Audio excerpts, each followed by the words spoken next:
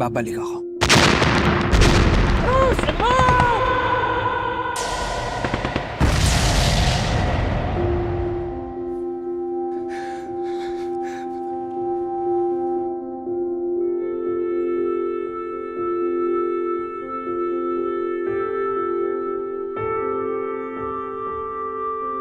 Magpapaalam lang po sana ako. Wala na rin po kasing point na magstay ako dito. Wala na po akong inaantay na bumalik. Sa tingin ko, dito ka na lang muna. Yun din naman ang gusto ni Michael eh.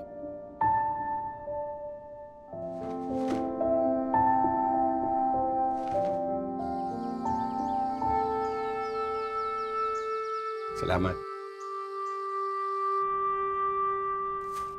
Ang cute naman pala talaga ni Michael nung baby pa siya. Nagmana siguro siya sa nanay niya. Pero hindi naman ako ganun kapangit ah.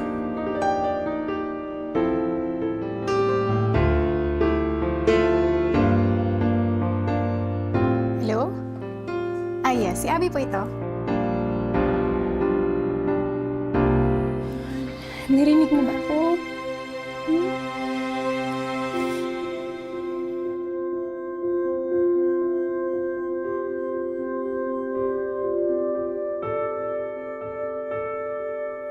Anak.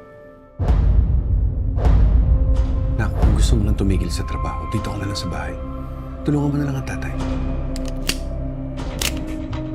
Alam mo, mahal, sa pinanggalingan ko, may isang babae. Nahuli ng asawa na may kalabuyo. Hindi mo naman siguro gagawin sa akin yun, mahal, no?